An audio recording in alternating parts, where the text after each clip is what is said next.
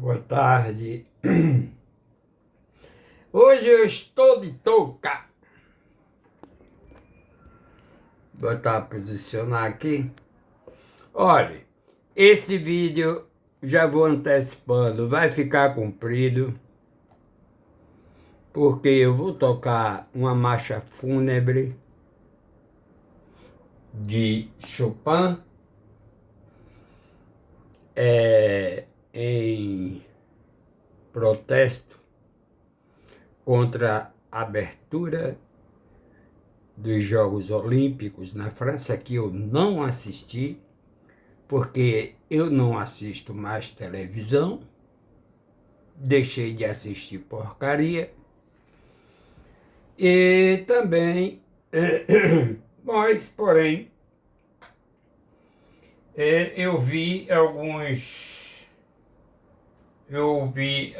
comentários aí no YouTube, algumas coisas, muita gente falando muita coisa, e eu vou falar de três assuntos hoje. Eu vou falar de Marx em Atos dos Apóstolos, usando a carta de Pedro sobre os primeiros cristãos. Depois eu vou entrar os deuses do Olimpo. É interessante, interessante não, é trágico. Tá vendo marcado aqui? Oba! Está marcado aqui.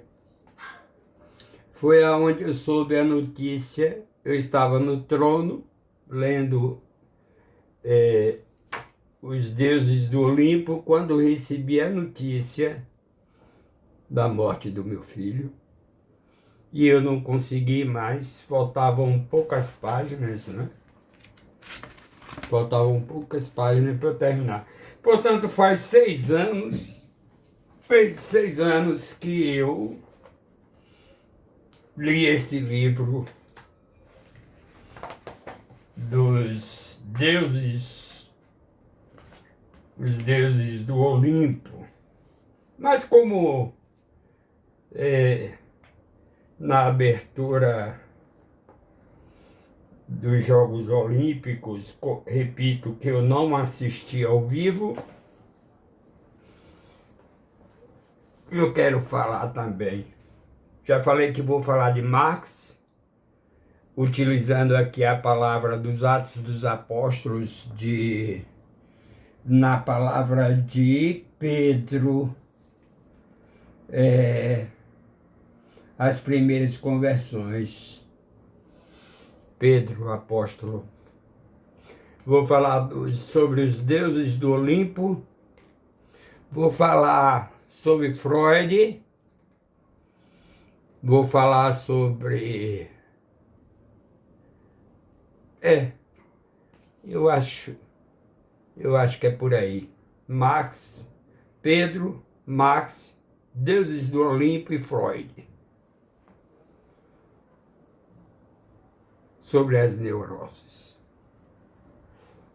Vai entrar psicanálise, psicólogo, eu não sou porcaria nenhuma, sabe? Eu não sou porcaria nenhuma. Agora, não é tudo que eu leio. Eu leio porque é bom a gente conhecer o que presta, o que não presta, né? Não vou falar em política, vou falar esses temas aí. Eu vou tocar aqui a marcha fúnebre. Vou falar sobre LGBT também. Eu vou tocar esta música aqui que eu nem ensaiei. Faz anos que eu não toco mais, desde que meu filho morreu, deixei de tocar.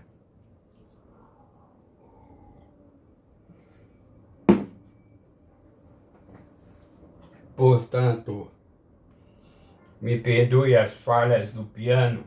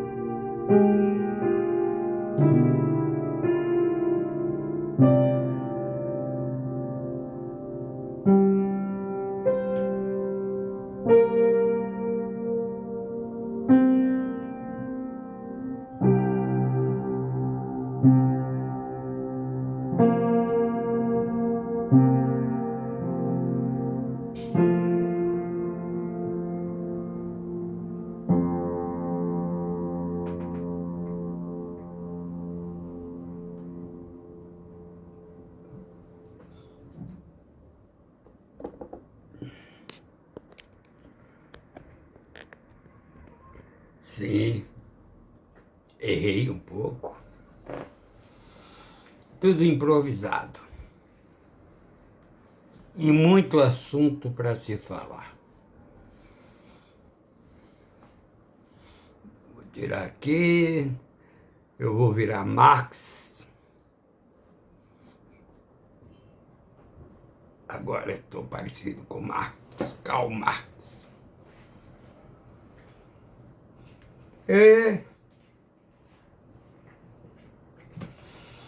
Eu quero ler as primeiras conversões narradas por Pedro.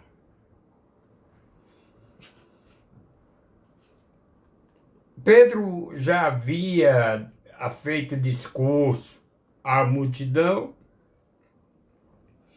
mas eu não vou ler muito para não estender mais. Essas palavras, as palavras de Pedro, emocionaram-nos até o fundo do coração. E perguntaram a Pedro e aos outros apóstolos: que havemos de fazer, irmãos? Jesus já havia morrido nessa época. Para quem quiser, Carta de Atos dos Apóstolos, capítulo 30, versículo 37. Pedro respondeu-lhes: convertei-vos e peça a cada um o batismo em nome de Jesus Cristo para a remissão dos seus pecados. Recebereis então o dom do Espírito Santo, porque aquele que foi prometido é para vós, para os vossos filhos e para quantos de longe ouvirem o apelo do Senhor nosso Deus. Com muitas outras palavras, dirigia-lhes as mais fervorosas exortações. Salvai-vos, dizia, desta geração perversa. Os que aceitaram a sua palavra receberam o batismo e naquele dia juntaram-se aos crentes cerca de 3.000 almas. Agora vem que eu acho ser... Acho não. Eu já li documentário, já ouvi documentário de que Marx se inspirou nos Atos dos Apóstolos para criar sua doutrina comunista.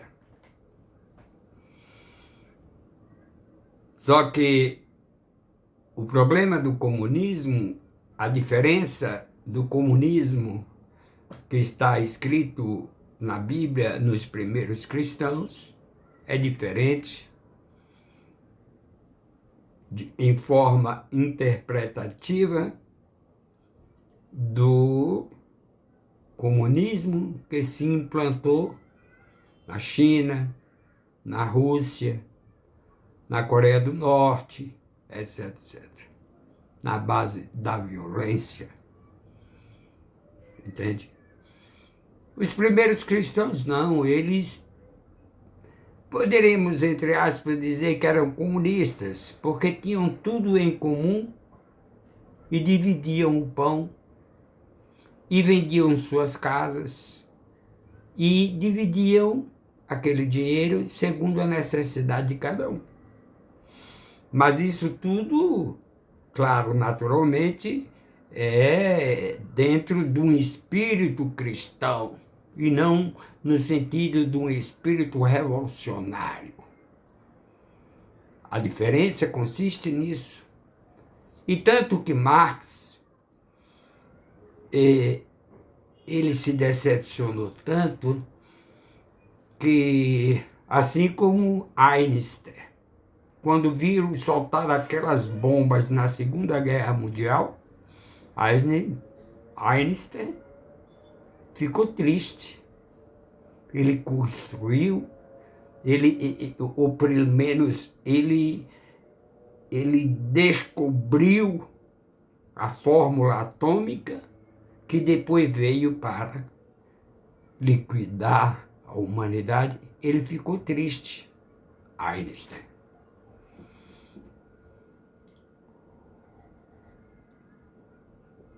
Que ele não imaginava que os seus estudos, as suas descobertas, fossem utilizadas para o mal. Marx, eu acredito que pensou a mesma forma. Eu vou ler e depois faço o comentário.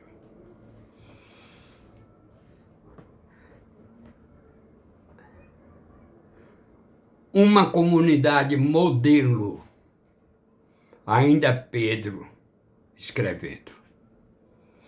Eram assíduos ao ensino dos apóstolos,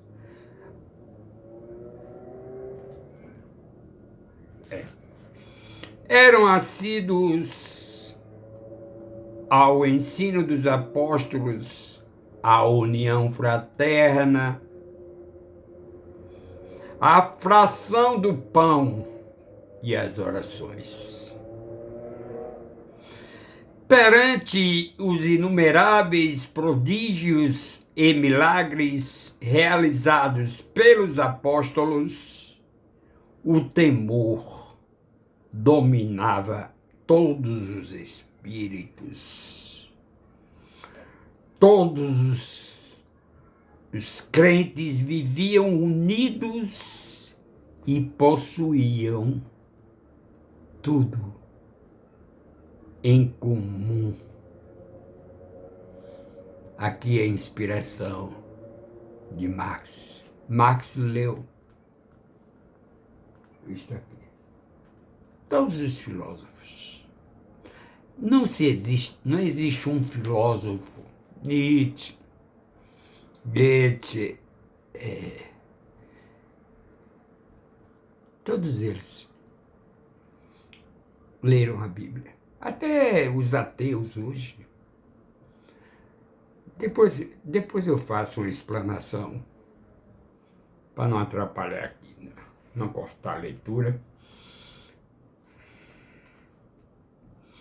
Todos os crentes viviam unidos e possuíam tudo em comum.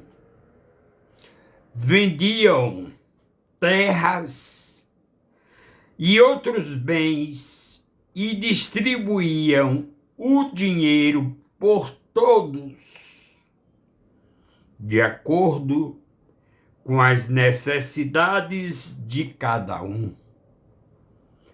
Como se tivessem uma só alma, frequentavam diariamente o templo,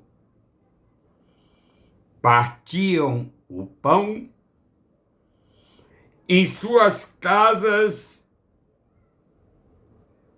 e tomavam o alimento com alegria e simplicidade de todo o povo. E o Senhor aumentava todos os dias o número dos que tinham entrado no caminho da salvação. Eu vou parar com a carta, porque tem muito assunto para eu tocar. Eu vou... eu não assisti, como disse, essa abertura, eu não assisto mais televisão. Eu até pago aqui esse negócio aí, né? Eu até pago. E pago caro, 250 conto por mês, mas não ligo. Minha mulher escuta, ela anda mais na Canção Nova, mas se cortasse não fazia falta, porque a Canção Nova não tá ligada com esses negócios de internet, né? Deixa aí. Até quanto eu der para eu pagar, eu vou pagar.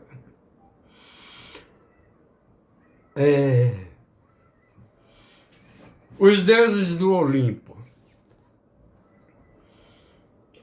fizeram uma representação durante a abertura da Copa e que está havendo uma grande polêmica se de fato queriam representar a ceia, a Santa Ceia, né, com os homossexuais, que ia mais, essa coisa toda, sabe? Eu não tenho nada contra esse pessoal. Eu até tenho amigos que são homossexuais. Amigos de infância, são pessoas belíssimas, boníssimas.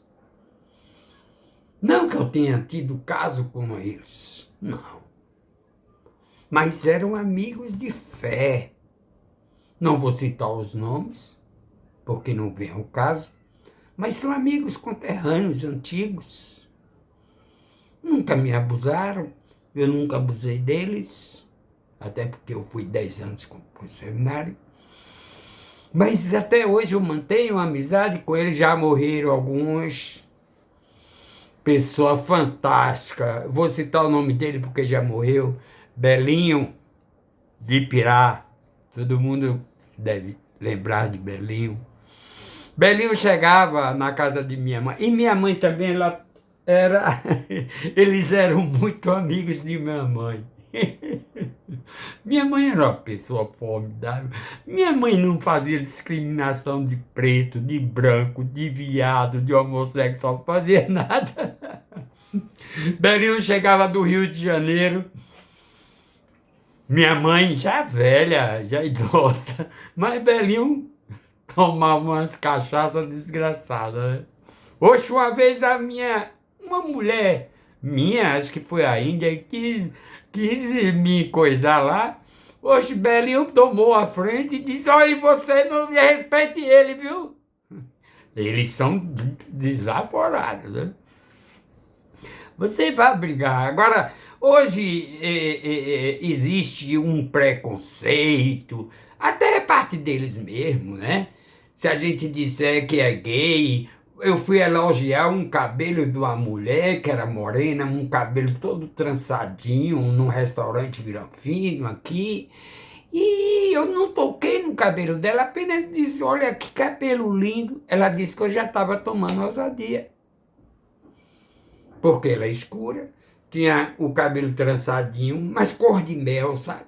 Eu não sei como é que chama essa moda, todo trançadinho, cor de mel, achei lindo. Aí ela achou ruim, porque eu fiz elogio. Ela estava com mais 2 meninas, mulheres. Veio o dono do restaurante, quando viu aquela polêmica, porque elas começaram a gritar que eu estava assediando, que eu estava não sei o quê, e minha mulher estava perto de mim. Aí veio o cara e ela chegou na cara de pau dizer que eu peguei no cabelo dela. Eu digo, mentira! Eu só fiz o elogio. Aí ela estava com aquela blusa com os peitos tudo de fora. Que blusa ridícula! Aí eu entrei pesado. Que blusa feia, horrorosa! Os peitos quase tudo de fora! Aí levantaram da mesa, foram para outra mesa. Eu também estava cheio do pau. Eu só ando bebendo mesmo. Só ando bebendo e pronto, acabou. Sou alcoólatra e vou morrer alcoólatra. Já me internei 2 vezes. Ando com psiquiatra, porra toda. Eu vou entrar em Freud. Em Freud, não. Vou primeiro para os deuses do Olimpo, depois eu vou para Freud. Tomara que minha cabeça não esqueça, porque eu faço tudo livremente. Eu tenho dentro da minha cabeça o que eu vou falar. Eu não tenho script, não tenho nada aqui. Por isso que eu esqueço, às vezes tem um detalhe importante e não me passa. Bom, os deuses do Olimpo, aqui está a marca, eu já disse, onde eu estava sentado no trono e chegou um telefonema, minha mulher veio falar passou para mim, chegou no meu celular e eu estava lendo este livro, Os Deuses do Olimpo. Estava quase no finalzinho. Estava quase no finalzinho do livro. Mas aí chegou esse telefonema. Primeiro não disseram que meu filho tinha morrido, né? Eu acho que para amenizar a coisa, disseram que houve um acidente com meu filho. Aí a pessoa que eu disse alô, ela disse, não, eu quero falar com Claudiana, com Claudiana. Eu vi ela agitada, eu digo, Cláudia, ela quer falar com você. Mas não sabia que se tratava do meu filho. Aí Claudiana também é uma pessoa muito tranquila, sabe? Aí passou para mim, assim dizendo, olhe, aconteceu um acidente com Lucas. Oh, meu Deus. Eu parei nessa página. Eu digo, meu Deus, tomara pelo menos que ele fique vivo. Nem que ele fique tetraplégico. Nem que ele... Porque ele saiu de minha casa porque eu não gostava de jogo e ele se apaixonou por uma menina em Tapetinga, foi morar lá. E eu digo, meu filho, você não está preparado, 18 anos, você não está preparado para o mundo, para você sair. A nossa empregada, na época, chorou pedindo a ele, Lucas, não saia, não saia, não vá embora, não vá. E ele disse para mim, pai, nem que o senhor me amarre de corrente, mas eu vou. Eu digo, tá bom. Ainda me pediu o violão, que ele tinha 2 cavaquinhos, que ele tinha um acústico e um elétrico, que ele gostava de tocar o cavaquinho.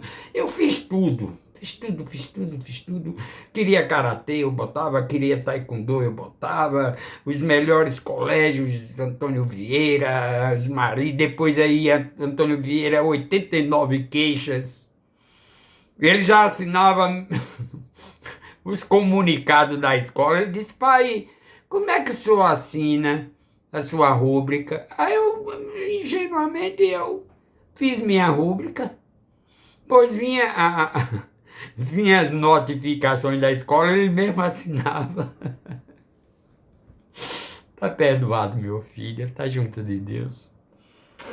Ele mesmo assinava e levava. Eu só faltei ir ao Papa para pedir, porque a escola praticamente o expulsou, né? de tanta confusão que ele armou lá dentro. Agora, interessante, eu era empresário e lá é um pouco o Antônio Vieira. Eu já ouvi isso, não sei se de Jorge Amado ou de Gilberto Gil, que diz que lá é uma escola racista. Ele era descendente de índio, tinha uma cor morena de índio, né? Que eu também tenho. Minha bisavó foi pega dente de cachorro. Não sei se vocês sabem o que é isso, pega dente de cachorro. Índio.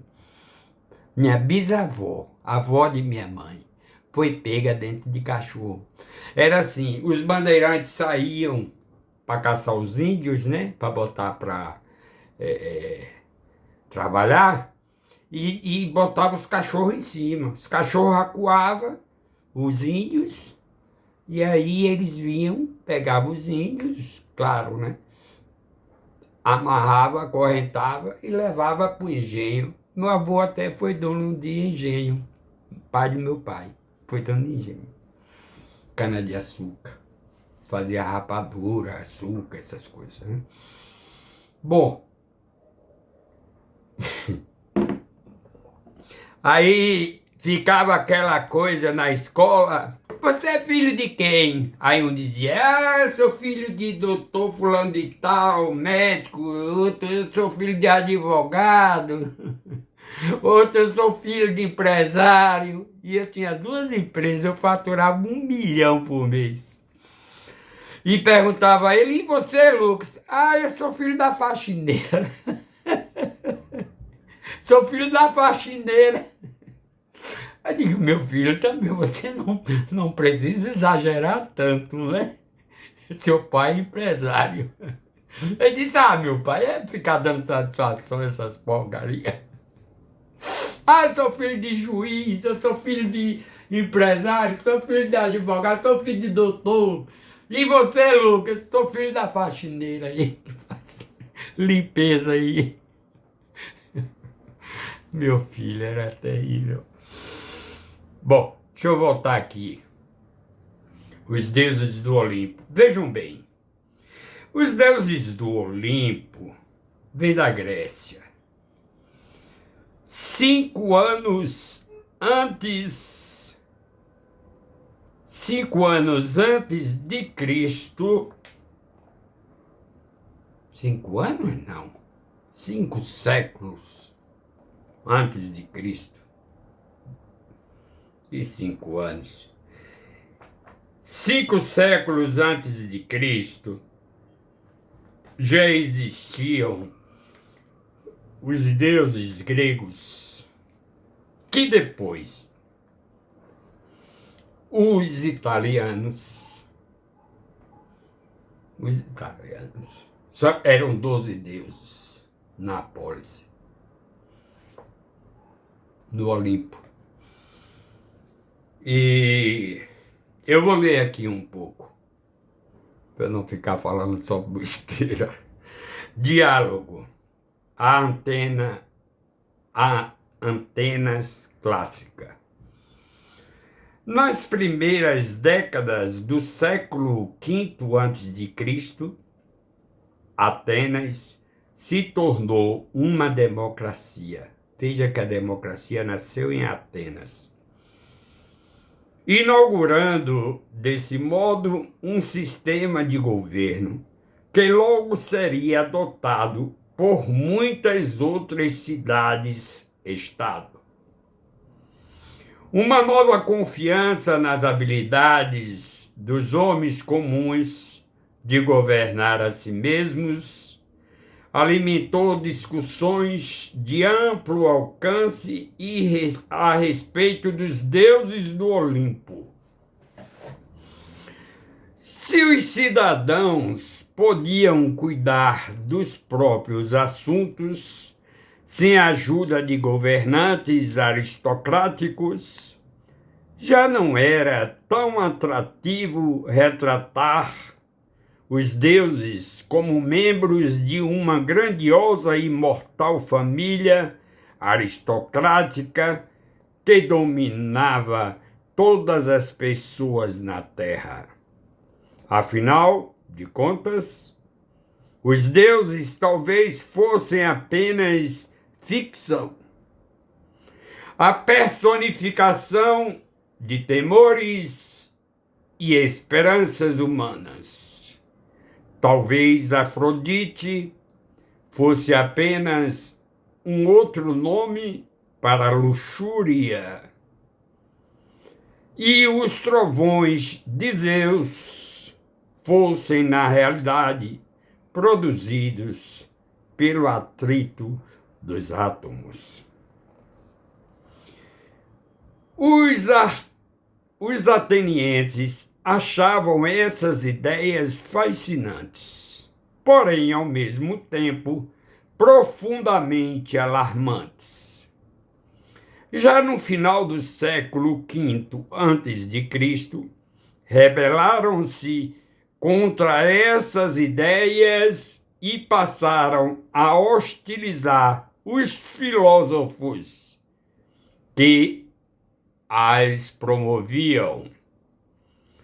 De modo bem evidente, condenaram Sócrates à morte por não acreditar nos deuses nos quais a cidade acredita, por introduzir novos deuses e por corromper os jovens. Eu já falei isso aqui. Sócrates foi condenado porque ele queria introduzir novos deuses no Olimpo, na Acrópole lá, sei lá. E por corromper os jovens, porque dizem que Sócrates tinha um caso com quer dizer, foi um dos alunos de Sócrates que o acusou disso, e realmente nos diálogos de Platão, Platão conta uma passagem dessa, que Sócrates tinha uma afinidade com esse jovem, apesar dele ser casado, ele tinha essa afinidade muito próxima com um aluno. E por corromper os jovens. Mas esse corromper os jovens, no meu entender, é porque Sócrates, ele era analfabeto. Por isso que eu digo que tem pessoas analfabetas que são inteligentes. Sócrates era analfabeto, não deixou nada escrito. Filho de parteira, andava descalço, pobre. Mas ele promovia a dialética, ele ensinava a dialética. O que quer dizer? Ele provocava diálogos entre os seus alunos em busca da verdade, o que era a virtude, o que era realmente verdade, o que era realmente mito, o que era mentira, entendeu? Então, esse perverter, eu não acredito que seja em termos homossexuais. Eu acredito que fosse em despertar a consciência daqueles jovens para refletirem, para criarem ideias, desenvolverem ideias. A filosofia é o desafio da filosofia, você criar perguntas, você imaginar como deveria ser, o que é a sabedoria, você desenvolver a sua intelectualidade, a filosofia. Esse safado que passou aí queria acabar com as ciências sociais, inclusive a filosofia. Por quê? Eles querem o povo ignorante. Entendeu? Essa classe média quer a mesma coisa. Quer o povo ignorante. Para o povo não despertar a sua mente, não crescer. Essas igrejas universais, neopentecostais, meu Deus do céu, né? Quanto mais ignorante for esse povo, melhor para eles. Melhor para eles, mão de obra barata, escravo, mão de obra escrava. Preciso dizer mais alguma coisa? Eu não tenho mais o que dizer. Se você, olha, você vai para a igreja nessa teologia da prosperidade, que você vai ter carro, que você vai ser rico, que você de hora para outra vai. É como se ganhasse na loteria que Deus vai lhe dar. Deus não vai lhe dar nada material. Agora ele disse: faz por ti que eu te ajudarei. Entendeu? Mas você tem que fazer por você para que Deus lhe ajude. É igual um filho nosso. A gente talvez seja até mais besta. Porque a gente pega, às vezes, um bem, pega uma coisa e dá para um filho, sem ele fazer nada. Tem muitos que vivem assim, mas sabe o resultado? Quebram tudo, acabam com tudo. Por quê? Porque eles não construíram. Tinha um pensador, um homem, era muito rico. Ele dizia que o pai dele andava de camelo, ele andava de Mercedes, ou era ele que andava de camelo, os filhos andavam de Mercedes e os netos iriam voltar a andar de camelo. Tem outro provérbio que diz: pai rico, filho nobre e neto pobre. Conheci várias famílias, nesses 70 anos, conheci várias famílias que os pais deixaram fortunas e hoje os netos estão na merda. Os pais deixaram, os avós, os filhos foram criados na mordomia, na riqueza, e os netos, e ele comeu, e os netos hoje, a merda. Muitos morrem até por desgosto. Deixa eu continuar aqui. E eu vou repetir Sócrates. Esse trecho de Sócrates é importante. De modo bem evidente, condenaram Sócrates à morte por não acreditar, tá entre aspas aqui, não acreditar nos deuses nos quais a cidade acredita, por introduzir novos deuses e por corromper os jovens, fecha aspas. Na aturdida perplexidade que se seguiu à execução dele, os atenienses refletiram intensamente, mais uma vez, a respeito de seus compromissos políticos e religiosos. O que havia de errado com as opiniões de Sócrates? É como a verdade a respeito dos deuses poderia ser estabelecida, se não precisamente por meio do tipo de diálogo livre e aberto que ele defendera em vida? Eu tenho uma outra passagem que hoje, olha, pela primeira vez eu pego, depois que meu filho morreu, pela primeira vez eu pego esse livro só por causa dessa abertura. Aqui já vem a Renascença. É curto. Aqui já é o período da Renascença, né? Depois da Revolução Francesa, né? Aí vem o Iluminismo e vem a Renascença.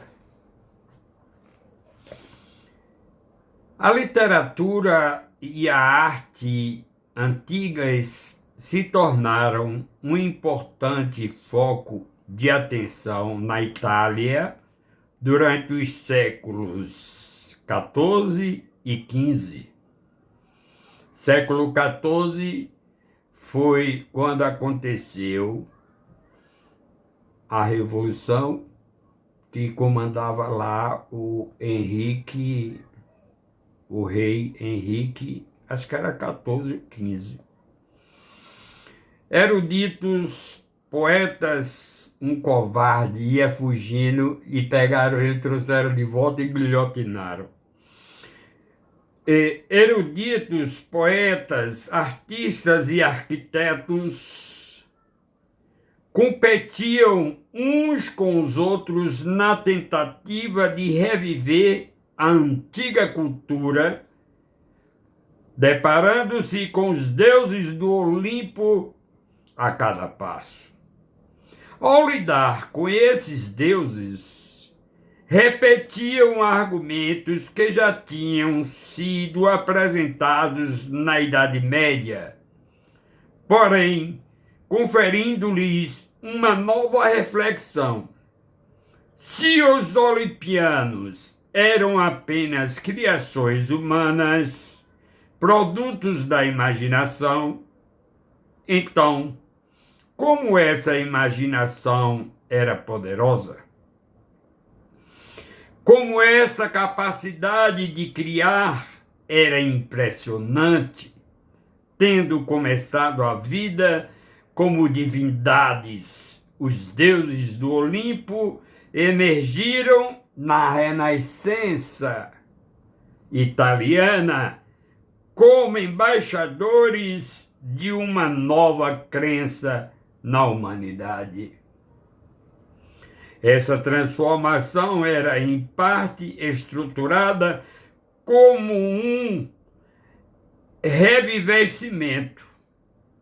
Na Grécia arcaica, afinal de contas, discutir os deuses já envolvera uma apreciação crítica da poesia e da arte, enquanto na Atenas clássica os deuses tinham figurado em debates a respeito do poder humano e da capacidade de as pessoas comuns governarem a si mesmas. No período helenístico, os deuses do Olimpo haviam se misturado com as divindades da Pérsia, do Egito, da Babilônia e da Índia. E agora, mais uma vez, quando capitães italianos tinham navegado através do Atlântico, encontraram antigos deuses em um novo mundo. Divindades mexicanas se juntaram aos olimpianos nas páginas dos manuais mitológicos. Em toda parte, ao que parecia a criatividade humana, transparecia com mais clareza ao descrever os deuses. Simplesmente os italianos, eles copiaram os deuses da Grécia. Só que mudaram os nomes, mas eram os mesmos deuses. Olha, nós estamos falando aqui 5 séculos, 500 anos antes de Cristo. E agora eu vou entrar no assunto de Freud.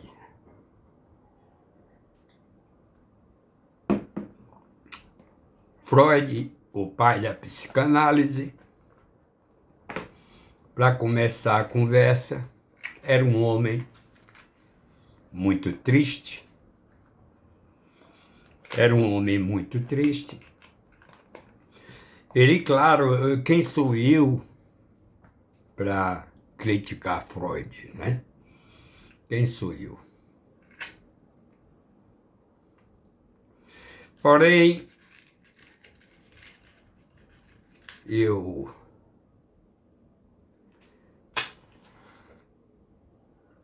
também sou um pensador. Eu, é, eu tenho minhas bases culturais que eu leio através de livros, Bíblia, filósofos, e tenho inteligência também. Muito bem, eu não sou... Até piano eu não ligo mais para tocar.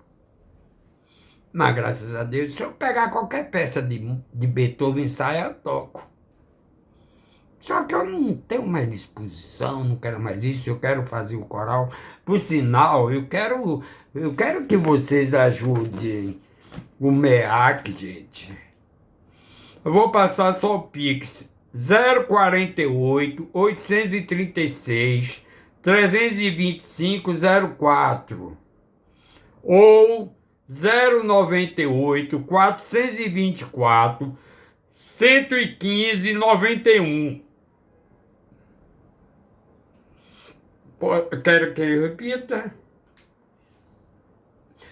Pix do MEAC. Vocês não vão encontrar lá MEAC. Vocês vão encontrar o nome de Domênico Rossi ou Marilene Rossi. Pode dar R$1, R$2, R$5, R$10. Quanto você quiser. Grave esse Pix e todo mês ajude. Eu tô lá. Se vocês forem ver aí no meu Face, já demos uma primeira aula. Tivemos uma aula inaugural, mas não foi gravada. Mas já tivemos a primeira aula. Nós estamos, eu da minha parte, ensinando teoria musical e vocal. Vamos fazer um coralzinho com as criancinhas. E Vaniame, da ONG Love for Life, Amor à Vida. Ela não me deu o Pix dela, por isso eu não estou divulgando. Já pedi, não me deu. Mas aqui, 048 836 325-04 ou 098 424 115 91. Gravem esse Pix, escreva aí no seu celular e todo mês dê R$10, dê R$5, dê R$2, qualquer coisa. São crianças pobres que não sabem nem ler. Nós tivemos que dar caderno, nós tivemos que dar lápis. Eu não dei ainda os classificadores porque da minha turma eu acho que são 16. Estava previsto 11, aumentou mais 5. Então, para a gente dar para 11 e ficar 5 sem receber, pode criar algum trauma nessas crianças. Aí entra Freud. A criança, o trauma da criança, ela não entender por que eu não recebi, se os outros receberam. Eu vou falar, eu acho que o grande tema de Freud foi sobre a neurose. Todos nós temos um pouco de neurose. Até porque o tempo, essa corrida, né? Essa competição que a gente vive no mundo, nos leva à neurose. Esses pobres coitados querendo ser ricos. Eu queria dizer uma coisa para eles especialmente. Meu amigo, você não vai ser rico dentro da igreja. Deus não está ligando para você, para o seu lado financeiro, não. Entenda. Deus diz, faz por ti, que eu te ajudarei. É só isso. E mais importante, lembre-se, Deus já está dentro de você. Deus não está lá acima das estrelas, como dizia Beethoven. Beethoven do século XVIII. Nós já estamos viajando em galáxias e galáxias e galáxias. Já chegamos até o Big Bang. Só não sabemos, os cientistas não explicam antes do Big Bang o que havia. Ninguém sabe a resposta. Só sabe que houve uma explosão atômica e que aí surgiu a energia, criou todo. E estrelas estão morrendo, estão nascendo, estão morrendo, estão nascendo. Terra, planetas estão se acabando, virando anões brancas, os sóis viram, eles crescem, absorve tudo que está em volta dele, queima tudo, e depois ele se encolhe e vira uma anã branca, sem luz, sem brilho, sem nada. Isso acontece a toda hora. É um milagre. É um milagre de Deus a gente estar com o nosso planeta aqui ainda. Porque estão destruindo tudo, estão acabando com tudo. Eu não vou entrar por esse lado, não. Vou voltar para Freud. Senão, eu não acabo esse vídeo. Então, Freud, eu fiz um processo Hoffman. Era um encontro com psicólogos, né? Profissionais e tal. E o processo Hoffman foi até numa fazenda aí, até de um deputado aí. E a história é a seguinte. Tinha um psiquiatra que cortava cabelos com esse cabeleireiro. Porque os cabeleireiros de antigamente, muitas vezes, tinha mais cultura do que os doutores de hoje. E esse psiquiatra discutia sobre a questão da neurose, da Freud.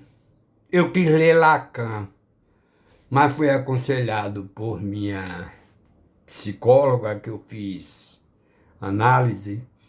Eu fui aconselhado, eu lia Foucault, Freud, essas coisas, e eu fui aconselhado a não ler Lacan.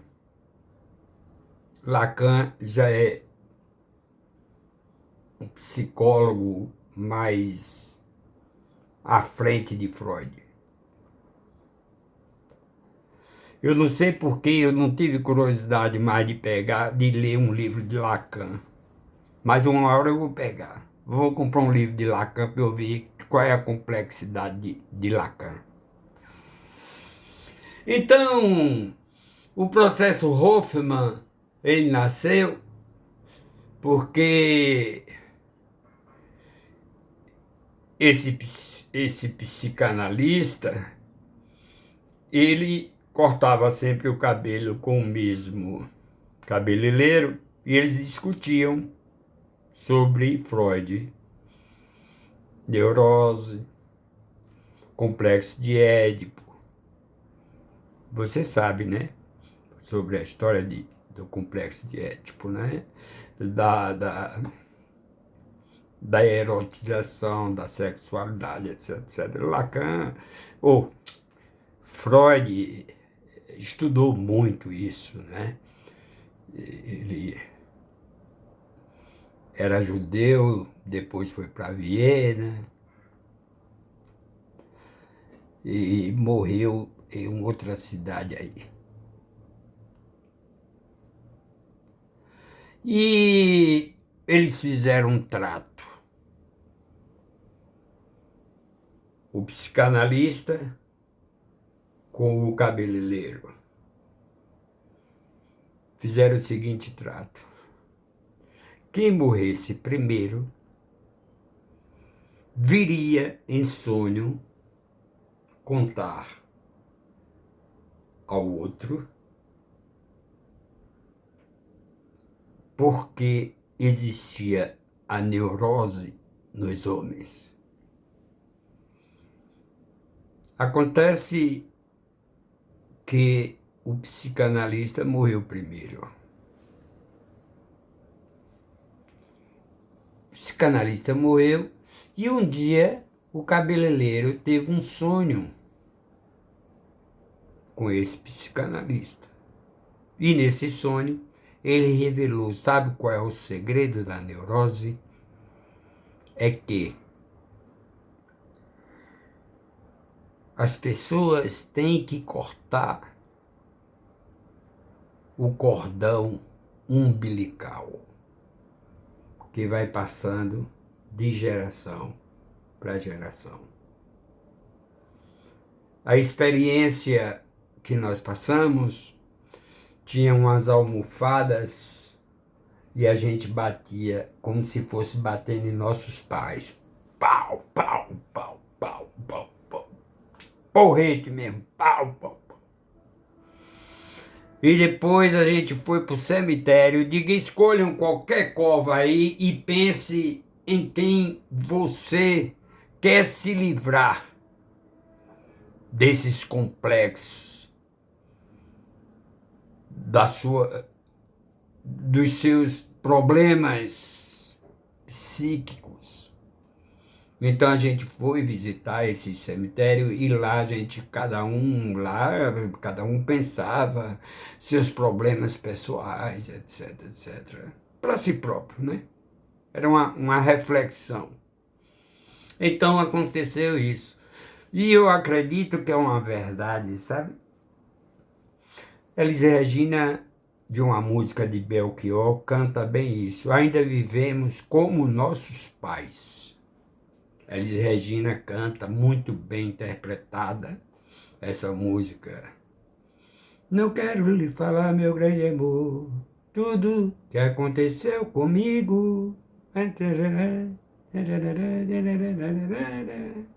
Por isso, meu bem, é uma linda na estrada.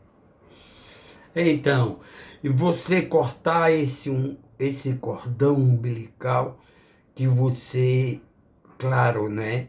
Sua mãe, né? Se alimentou o complexo de Édipo. Vocês sabem que já existe erotismo na criança com 6 anos. Ela já tem uma certa ereção, um certo erotismo. Freud foi que descobriu tudo isso, né? Não estou criticando Freud. Eu só acho que a psicanálise ela não tem resposta exata. Assim como a filosofia também levanta questões. Qual foi outro assunto que eu disse que ia falar? Que eu não me lembro. Freud. Já falei já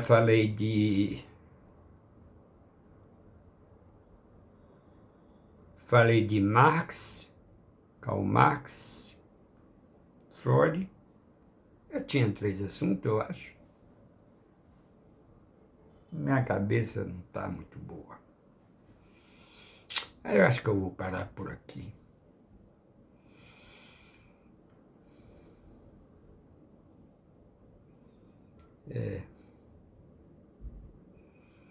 Bom, meus amigos, então eu não quero entrar em política,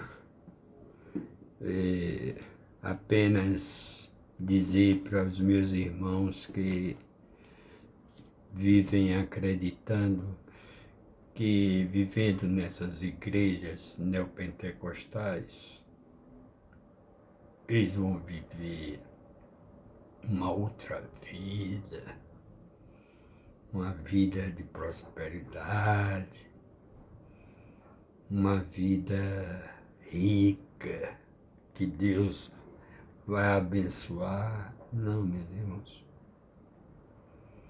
Deus, não procure Deus fora de você. que você não vai achar. Você só vai achar Deus dentro de si mesmo. Tá bom? Aqui. Para ser mais preciso, aqui, no lóbulo frontal. No lóbulo frontal. E digo a vocês uma coisa certa: a oração cura, a fé cura. Isso já está cientificamente comprovado, que quando você ora, quando você pratica o bem, você está crescendo espiritualmente. Porque, volto a dizer, no que disse no vídeo anterior, você só vai levar daqui o que você é. Você não vai levar nada exterior. E disse também que o rico não é aquele que possui muito dinheiro. Esse Elon Musk é o homem mais rico do mundo, não é? Isso é um extraviado, um louco. Ele tem um filho que virou agora travesti, né? Travesti. E entrou na justiça para tirar o sobrenome dele. Veja que coisa. Ah, eu agora me toquei no LGBT, na abertura. Pô, eu ia esquecendo. Então, Elon Musk, o filho se tornou travesti e entrou no cartório para tirar o sobrenome dele. O Edir Macedo, eu já falei que também tem um filho que é gay e, no entanto, fica combatendo os LGBTs. Agora sim, agora eu entrei no LGBT. Porque eu falei um pouco sobre meus amigos que são LGBT e que eu digo a vocês, com toda a sinceridade, olha, são pessoas tão boas, boníssimas, todos que eu conheço. Mulher eu não sei. Eu não conheço mulher LGBT, né? Mas homens eu conheço. E por dizer isso, eu quero dizer que todo homem é bissexual. Qual foi o pai que não já acalentou seu filho? Qual foi o pai que não já passou uma fralda? Antigamente era fralda de pano, hoje é descartável, mas antigamente, no meu tempo que eu tinha meus filhos, a mulher lavava e eu passava ferro. Mas eles não... filho não reconhece nada, não. Filho não reconhece porra nenhuma. Estão agora com seus maridos, está com suas mulheres, está com seus filhos, mas eu não ligo também, não. Eu também, quando eu parti para a minha vida, é para viver com minha mulher, ter meus filhos, meus pais ficaram lá. É a vida. Bom, mas o LGBT, o que fizeram aí, sinceramente, eu não assisti, mas o que eles quiseram representar ali foi isso aqui, ó. Os deuses do Olimpo. Não foi ligado, para mim, a intenção não era criticar a religião católica, que muitos estão achando que é. Não, Baco era o deus do vinho, do bacanal, né? da luxúria. Então eu só achei de mau propósito. Mau propósito, porque ofende as pessoas religiosas, muitas vezes as pessoas que não entendem essa coisa, não é?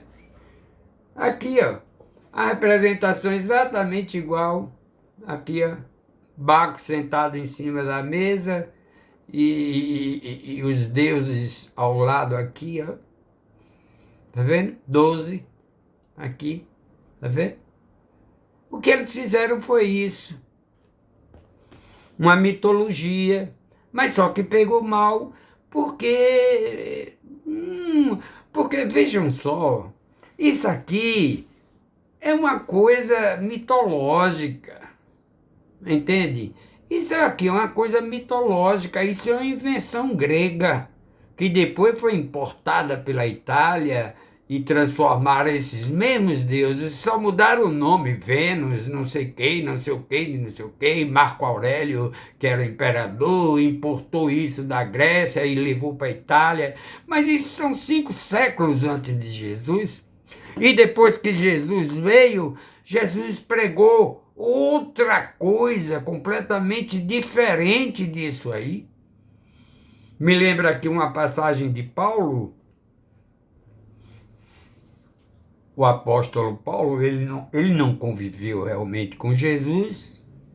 Ele vem 50 anos depois. Ele foi perseguidor, inclusive, dos cristãos. Era Saulo. E ele perseguia os cristãos. Estevão foi morto em praça pública, apedrejado. E Paulo era comandante do exército, das forças do Império Romano. Mas ele um dia andando para Damasco, e ele... Alguém já deve ter ouvido essa história que eu já contei. Ele andando para Damasco, em perseguição aos cristãos, ele ouviu uma voz estrondosa que veio do alto. Disse: Saulo, Saulo, por que me persegues? E quando ele olhou, ele viu aquele sol esplendoroso, brilhante, ofuscante, vindo até a cegá-lo. Ele disse: vá à casa de Ananias, e Ananias vai te curar. Ele caiu do cavalo, literalmente, o cavalo se assustou, pulou, e ele, tibuf, caiu no chão, cego. E foi a Ananias, Ananias curou ele, e ele aí se converteu. E daí ele virou Paulo. Deixou de perseguir os cristãos, se converteu ao cristianismo e começou a pregar, a difundir. Ele era romano, ele a princípio era judeu, mas o pai era um aristocrata romano, e com isso ele adquiriu o direito, o título de cidadão romano, e subiu na escala hierárquica dentro do exército romano. Então, quando Paulo vai à Grécia, existia uma estátua, isso já muito depois de Sócrates, muito tempo depois. Paulo é 50 anos depois de Jesus Cristo. E ali nós estávamos falando os deuses do Olimpo, 5 séculos antes de Cristo. Então, quando Paulo chega lá, que vê aquela estátua dedicada ao Deus desconhecido, lembra que Sócrates queria introduzir outros deuses no Olimpo, né, na Acrópole. Então, Paulo diz: pois, vocês não estão à procura de um Deus desconhecido? Pois eu trago ele para vocês aqui. E foi aí que Paulo começou a converter também os gregos, atenienses, etc. E ele, claro, a missão dele, ele se afundou no mar e foi salvo, agarrado numa tábua, foi sair numa ilha de Pátamos, se não me engano, entendeu?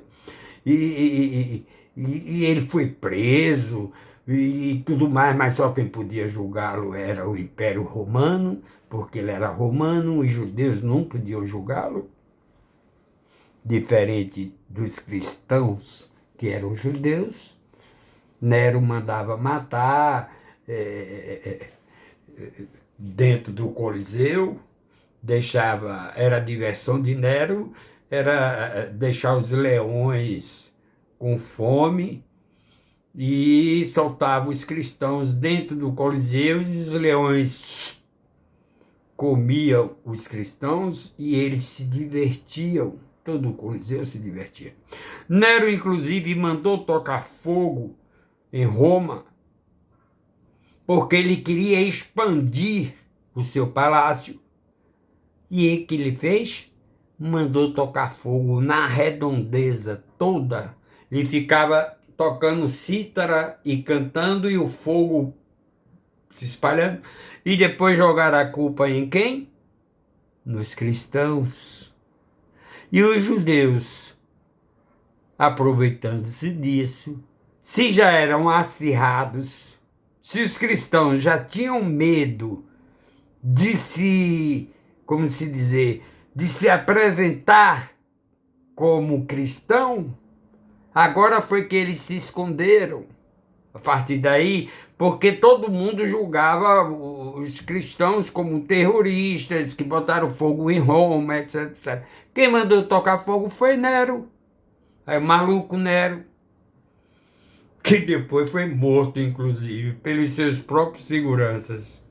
Nero. Bom, ai, cansei.